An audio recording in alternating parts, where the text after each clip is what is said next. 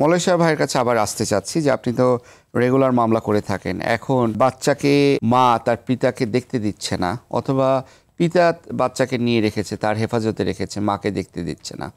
এই ক্ষেত্রে কেউ যদি মামলা মোকদ্দমা করতে চায় কিভাবে মামলা করবে? শুরু থেকে যদি দর্শকদের উদ্দেশ্যে বলতেন। সেটা হচ্ছে যে ধরেন সেপারেশন হয়ে গেল বা সেপারেশন আমরা চলে যাচ্ছি, তাহলে ছেলেও হতে পারে, ভদ্র মহিলা হতে পারে, মানে পুরুষ হতে পারে, মানে মহিলা হতে পারে, যেই হোক ডিভোর্স হয়ে গেছে, ডিভোর্স কার্যকর হয়ে গেছে, বাচ্চাটা কারো কাছে আছে, মানে একজনের কাছে আছে, আরেকজন দেখতে পাচ্ছে না। তাহলে আমরা যেটা সবসময় ফলো করি, লেটস কাম, আগে সমঝোতায় আসেন।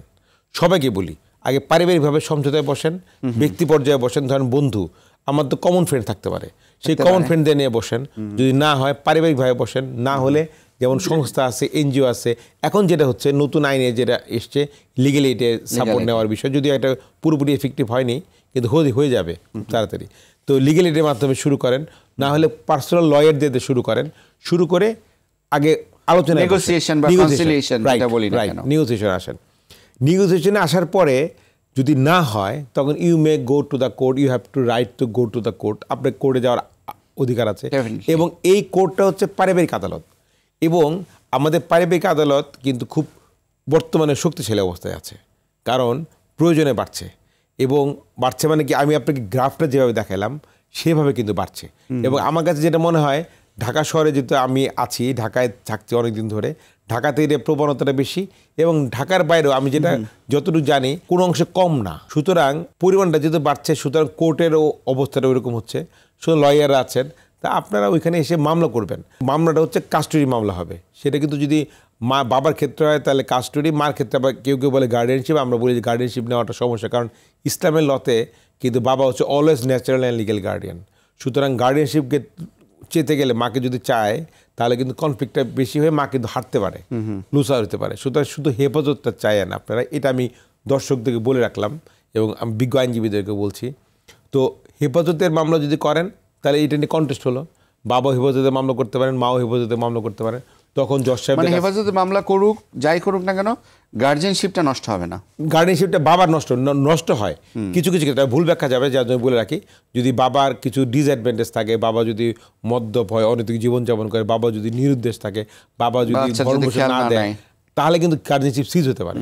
শুধু কয়েকটা কারণে, বাবা যদি কঠিন, মানে কি বলে এটাকে, মানে খারাপ রোগে আক্রান্ত থাকে, যেগুলো টেক কেয়ার করার সময়, শুধু কয়েকটা কারণে বাবার গার্ডিয়ানশিপ সিজ হয়। এছাড়া কিন্তু বাবা অলওয়েজ ন্যাচারাল লিগ্যাল গার্ডিয়ান। তো তারপরে জজ সাহেবের কাছে আপনি আসলেন, আসার পরে আর্জি দাখিল করলেন, দাখিল করার পরে ওনারা জবাব দাখিল করলেন, দাখিল করার পর কিন্তু জজ সাহেব কিন্তু বিজ্ঞ আদালত, কিন্তু এটা কোন আদালতে করবে? পারিবারিক আদালত। পারিবারিক আদালত one of the important jurisdiction হচ্ছে এই হেফাজত। আচ্ছা, এটা ওই লোয়ার কোর্টে, লোয়ার কোর্টে, হ্যাঁ, আমরা নিম্ন আদালত যেটা বলি, জজ একদম সহকারী জজ, কিন্তু ইনারা কিন্তু খুবই আন্তরিক এবং খুব আন্তরিকভাবে কাজ করেন।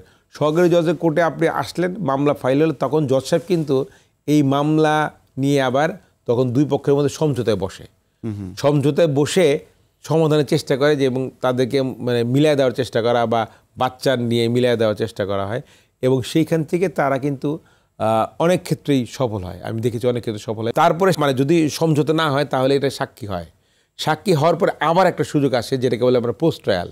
তখনও কিন্তু আপোষে বসে, না হলে তখন আমরা মামলা জাজমেন্ট দিই, এবং জজ সাহেব তখন ওই সাক্ষী প্রমাণে ঠিক করা হয় যে কে বেশি ইম্পর্টেন্ট বাচ্চাটাকে টেক কেয়ার করার জন্য, কার কাছে বাচ্চা থাকবে, সবকিছু বিবেচনা করে। বাচ্চাকে অনেক সময় জিজ্ঞেস, ও রাইট, এটা আপনি একটা ভালো প্রশ্ন করেছেন, যেহেতু আপনি আসলে বিজ্ঞ আইনজীবী জানেন দিকে। সেটা হচ্ছে যে গার্ডিয়ান অ্যান্ড ওয়ার্কস অ্যাক্টেই বলা আছে যে বাচ্চা বক্তব্য দেওয়ার মতো ক্ষমতা সম্পন্ন হয়, তাহলে বাচ্চার মতামত নিতে হবে। এবং সবচেয়ে কষ্টের, আমাদের খুব কষ্ট লাগে, বাচ্চা কিন্তু 99% বাচ্চা যখন জজ সাহেবের কাছে খাসকে আমরা একা কথা বলে, তখন বলে আমরা বাবা মা দুজনের কাছে থাকতে চাই। এটা একটা বেদনাদায়ক, এইটা বেদনাদায়ক। এবং আমার কাছে মনে হয় যে এই আপনার প্রোগ্রামের মাধ্যমে সবাইকে বলতে চাই, আসলে বলার অনেক দূর জায়গা থাকে না, যে বিওয়্যার, আপনার সাবধান হন। এই বাচ্চাগুলো কিন্তু মানসিকভাবে এত বেশি কষ্টে থাকে, তারা সবচেয়ে সাইড ইফেক্ট হচ্ছে এরা ভবিষ্যতে বিয়ে করতে ভয় পাবে। এই কথাটা বারবার বলি। তাহলে বিয়ে করতে যদি ভয় পায়, তাহলে আমাদের জনসংখ্যা কিন্তু ওই রকমভাবে কমে আসবে ভবিষ্যতে। তো সুতরাং আমরা কিন্তু একটা স্বাভাবিক জীবন চাই, স্বাভাবিক দেশ চাই, স্বাভাবিক পরিবার চাই। কেউ এই পারিবারিক আদালতে হেরে গেল, বাবা বাবা হেরে গেল, তখন বাবা তখন কি করবে? বাবা কোথায় আপিল করবে? ওই যে জেলা জজে, জেলা জজ থেকে পরে হাইকোর্ট, তারপরে অ্যাপিলেট ডিভিশন। তো এটা হচ্ছে ধারাবাহিক যে মানে আপিল করার সুযোগ আছে আর রাইট, আপিল করার সুযোগ নষ্ট করা হয়। আমি কিন্তু পুরুষতান্ত্রিক মানসিকতা বোঝাতে চেয়েছি এরকম যে আমরা যে ট্রানজিশনাল পিরিয়ডে আছি সেটাকে বোঝাতে চাচ্ছিলাম, এবং আমি যেটা বোঝাতে চাচ্ছি যে এইখানে উনি যে এম্পাওয়ার্ড ম্যান, এম্পাওয়ার্ড নারী এম্পাওয়ার্ডের কথা বললেন, সেটার সঙ্গে আমি একমত। কারণ যখন সমপর্যায়ের দুজনই ফার্স্ট ক্লাস গেজেট অফিসার, কে কার কথা শুনবে? আচ্ছা। এবং আমাদের যেটা আমি উদাহরণ দিই সব জায়গায়, সকালবেলা বেরোচ্ছে, বলে আমাকে এক কাপ চা দিয়ে যাও। কেন বলে? কারণ তার বাবাকে শুনেছে যে মাকে বলতো চা দিয়ে যাও। এখন ওই ভদ্রমহিলা একই সঙ্গে অফিসে যাচ্ছে, একই সাথে যাচ্ছে, তো চাটা কে বানিয়ে দিবে তাকে? তো সুতরাং এই জায়গা থেকে এই যে ট্রানজিকশন, এই ট্রানজিকশন নিয়ে সমাজ বিজ্ঞানীদের কাজ করা উচিত। আমি সবসময় বলি যে রাষ্ট্রকে কাজ করা উচিত, আমি কিন্তু দীর্ঘদিন ধরে বলে আসতেছি রাষ্ট্রকে কাজ করা উচিত। এই জায়গা থেকে আমাদের ফ্যামিলি কাউন্সিলিংয়ের পরিধি বাড়ানো উচিত, ফ্যামিলি কাউন্সিলের সংখ্যা বাড়ানো উচিত, এবং বাড়লে কিন্তু আমাদের মানে দাম্পত্য জীবনযাপনের যে অশান্তি সেগুলো কমে যাবে। তো এইটা যদি আমাদের ছেলেদেরকে যদি শিখাতে পারি আমরা, যে দয়া করে তোমরা এটা বলো না বৌমাকে যে তোমরা এক কাপ চা দিয়ে যাও আমাকে,